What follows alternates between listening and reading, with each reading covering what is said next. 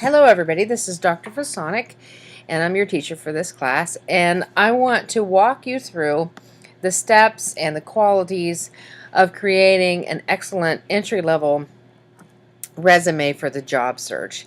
Now, I could have just outsourced this because we've been using a lot of videos that other people have created, and we've looked at their assignments and some of mine too.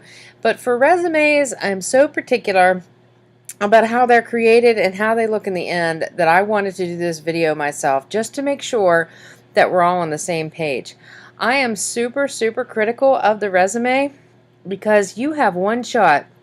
What studies have shown is that the average resume reader spends about 10 seconds on a resume. It's either there or it isn't.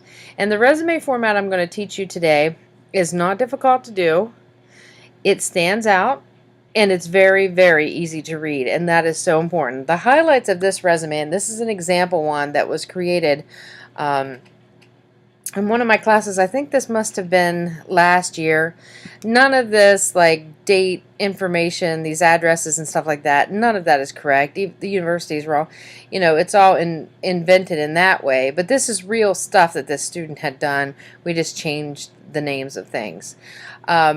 We'll get into the formalities with this resume in a little bit, but I just wanted to pause here and zoom out. So say you're working in HR in your company, and you sit down at your desk and you have this stack of, like, let's say 100 resumes or even 50 resumes, and you've got to get through them quickly. You don't have 5 hours to go through this pile of resumes. The way that you'll do that is by where your eye falls on the page, and that's why I will teach you in a few minutes how to use visual hierarchies, which are ways that we can train the reader's eye to look for the most important information, and we'll get to that in a minute.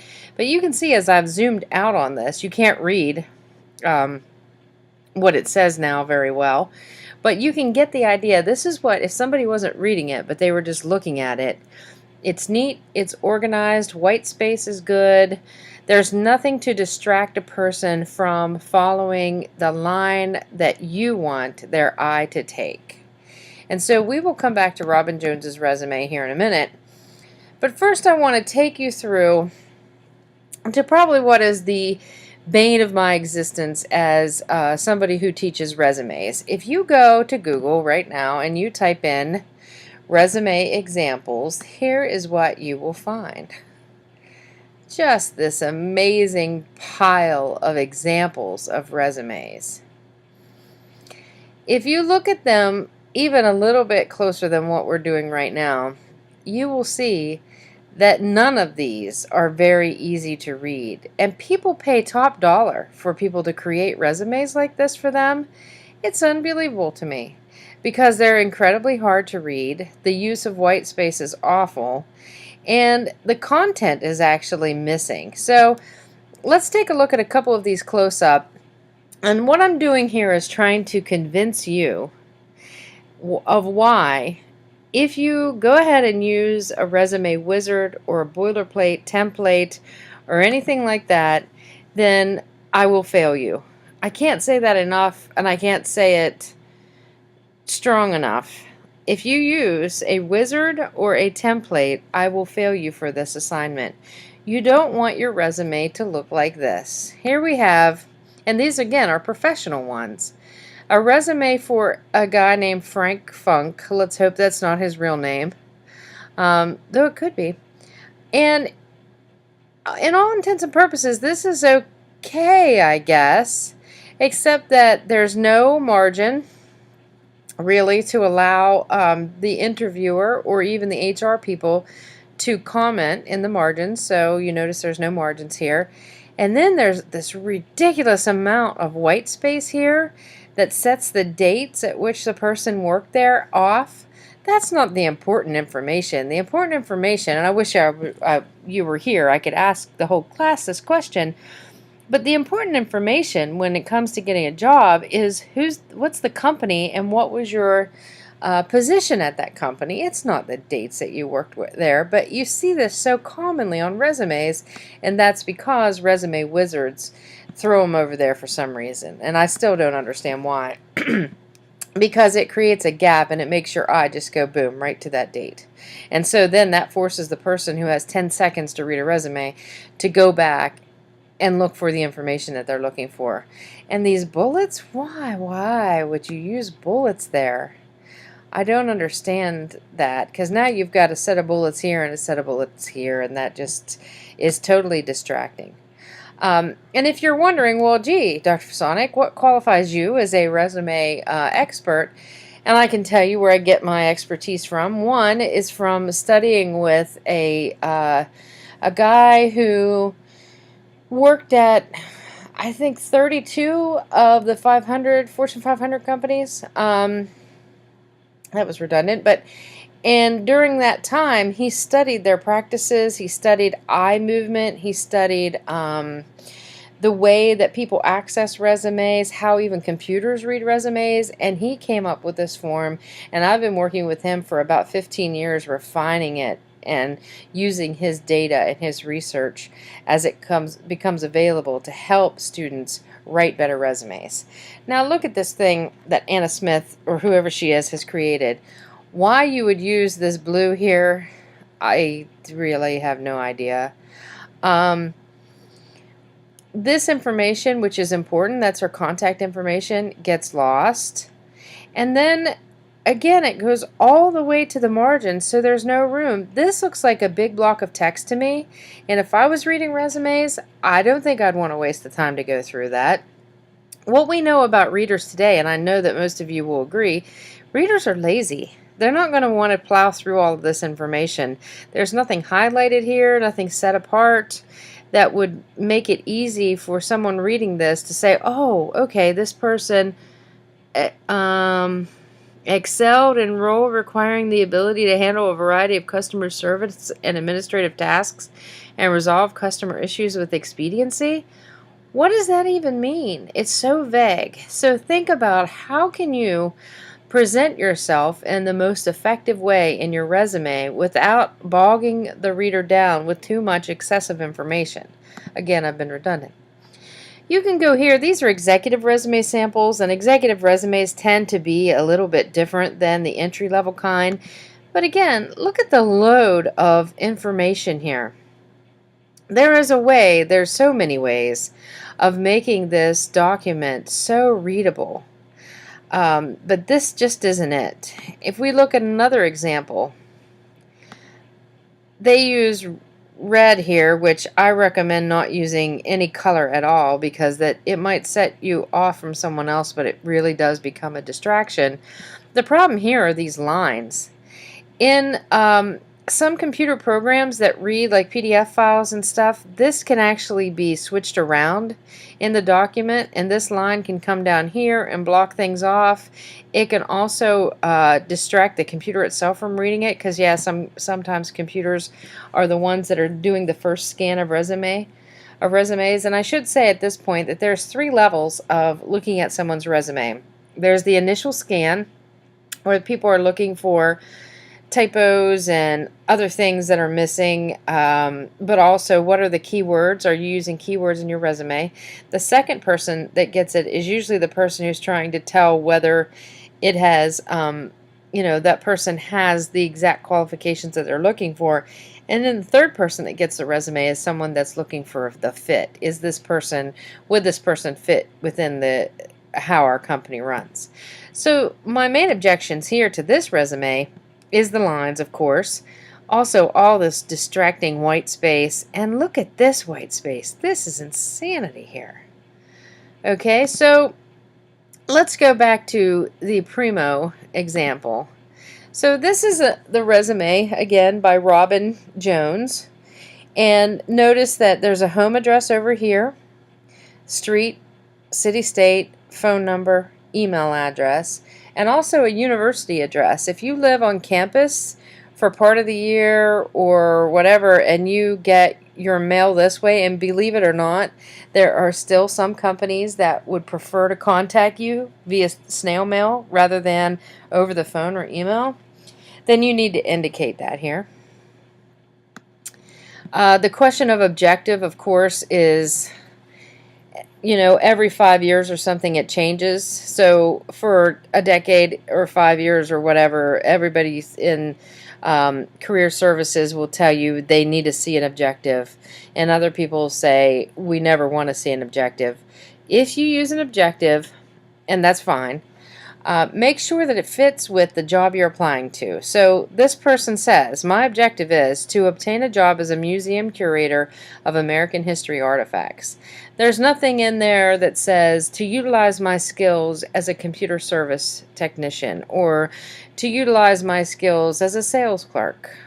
Don't be vague. Be specific. What are you aiming for, and what is the job asking for?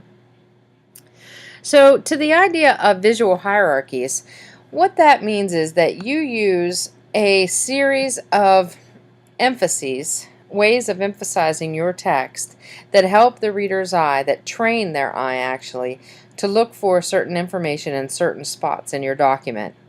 In this example, we're looking at the place that the person attended or worked is underlined: Nevada State University, University of Trier, U.S. Department of Education, American University, Historical Society of Saratoga Springs. So we know, and we can help, and Student Government Association, and these are other things that this person did. We know that, or at least the reader knows, okay, if it's underlined and my eye goes to it, then that's probably where they did whatever it was. The next level is italics, and the things that are italicized are the positions that people had: intern, independent research project, research assistant, vice president of academic affairs. Then the next level visual hierarchy in this particular resume is the bulleted lists, and you can see they're here, and they explain what that person did, and I'll get back to that in just a second. Now normally in a resume set up like this, these bullets would be over right around here to give that third level of emphasis. But this person had so much experience that she could not fit that into one line, so she was running out of white space and space on the page, and so that's why they're lined up under here. And it's fine, as long as your bullets are lined up under each other so that the eye doesn't move around to all the different dots on the page, then you'll be fine. So this student does a really good job of talking about their experience and using active verbs like generated, researched, presented, examined, presented, researched, wrote, chaired. Those things are very important, the use of active verbs, and in fact, I'll try to put up a PowerPoint, if I haven't already, that explores some of these things like active verbs and so forth to keep you thinking critically as you're doing this. The kinds of things that you want to have appear over here in your skill areas should be taken right from the job ad. So if it says in the job ad that you should have good presentation skills, well, there you go. If it says in the job ad that you should be able to work independently, here's the word independent. So you want to use as many of those words from the actual job ad as possible to make your resume fit with what they're looking for. In terms of what you should include in your resume, this particular one has several subheadings: objective, education. Your education should always appear either right below education or in place of, right below objective or in place of objective, because education is what people are looking for and you're getting ready to graduate. The only time when that wouldn't be important is if you haven't been enrolled in school in a while and your experiences are more rich and more directly related to what you're doing.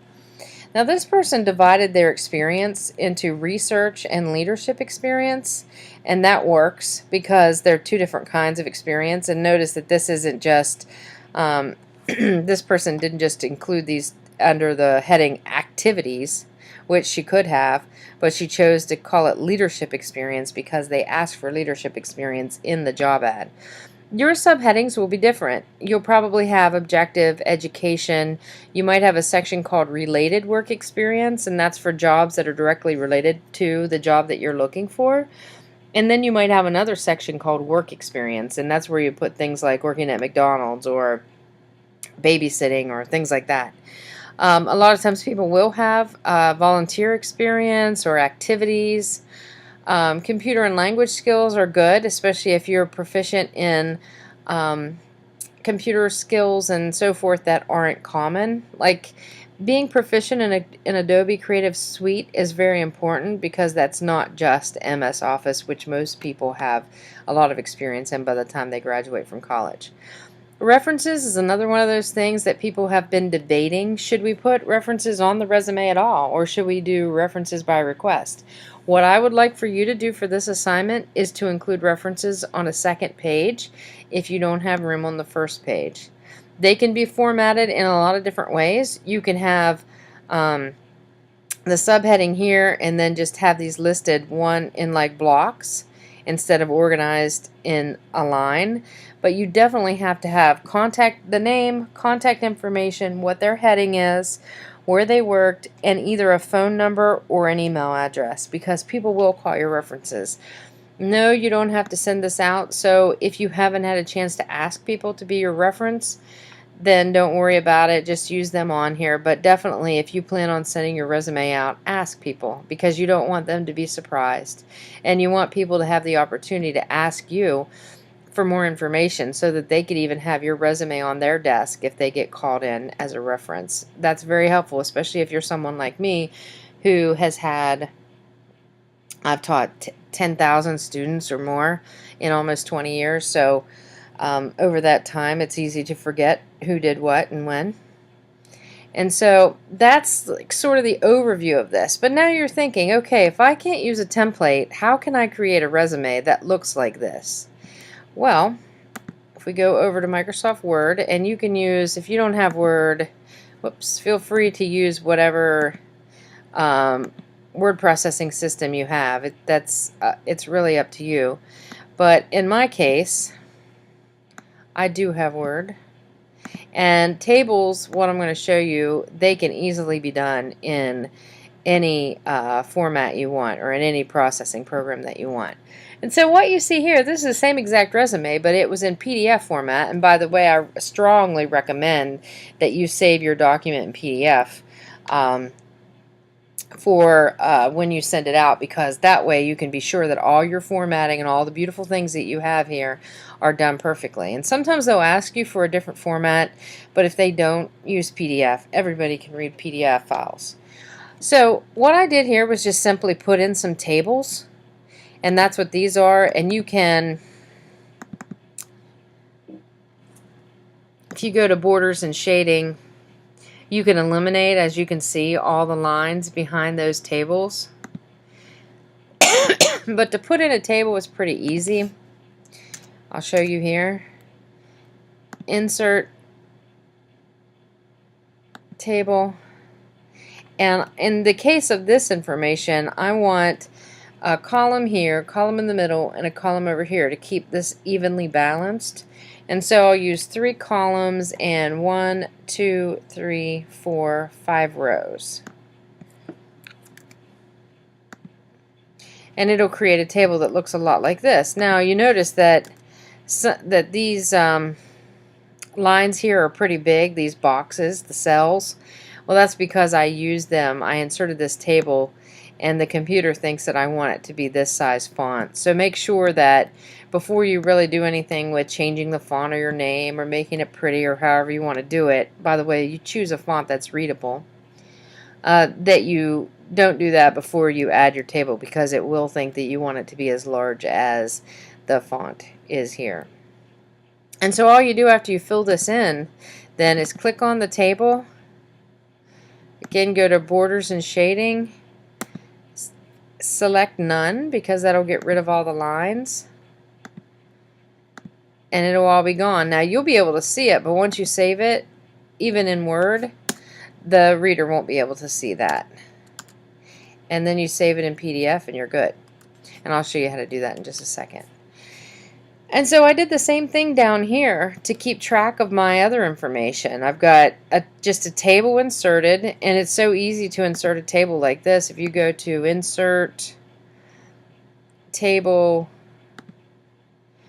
and say I want to do 2 columns and 4 rows, it's nothing. It's no big deal. You can move these lines around just by grabbing them. You can also change the percentages in the program, but it's easier just to grab those. And then you fill in your information here. Make sure that you leave some space in between each section. And then when you're done, of course, you want to change it so that you get rid of the lines in the background. In terms of margins, you want to make sure that you are using at least 1-inch margins around. Now I know sometimes if you have a ton of stuff, you could change those margins to maybe 0.8. You know, if you go here, format, document.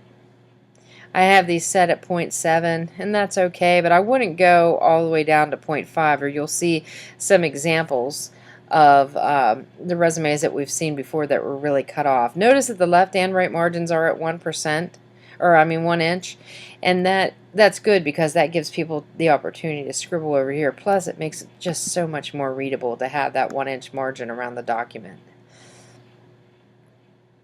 So hopefully this is helpful to you in terms of, well, how do I write this resume from scratch? How do I take a blank document and turn it into this beautifully formatted, easy to read document? And the way you do that is through tables.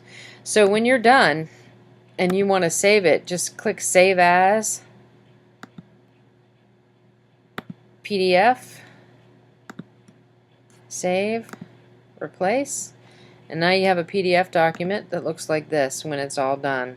So that when you send it, and a lot of times you have to apply through email, it's ready to go. It's in a beautiful format and ready to go. In terms of font size, I believe this is in Cambria. Yeah, it's in Cambria 11. I would stick with Cambria. Calibri's fine. Don't do anything like, who could look at this? Who could even read that, right? You can't even read it. But it's like a fancy font used for invitations or something like that. But you want to stick with the basics. Arial is another good one. Trying to think. Times, of course. Times New Roman is one of the most common ones, and it's easy. In fact, I thought this might have been Times. But it's not. And times 12 is usually good.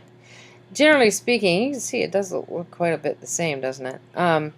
You don't want to go too low with your font size. If you need to go a little bit lower, I would suggest no lower than 11, because around 10-point font, depending on the type of font, it gets harder to read. And so hopefully this was very helpful to you.